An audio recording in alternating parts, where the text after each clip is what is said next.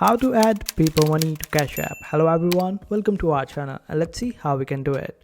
So in order to get the feature of adding paper money to your Cash App, you need to contact the support, and for that just simply click on the profile and then scroll down and click on the option of support over here.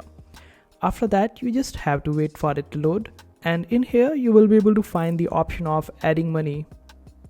Now since it is shown over here for me the paper money deposit, but for you it might not be shown. So for that just simply scroll down and click on the option of chat. After that explain them that this particular option is missing on your Cash App and it is impacting your day-to-day transactions, so they will be able to help you out.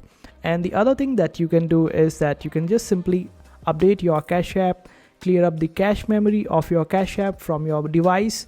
Just go to the app settings and you will be able to find the option of Cash App and remove the cache memory of Cash App, and this way you would be able to just simply reboot your Cash App and get that option. And this is how you do it.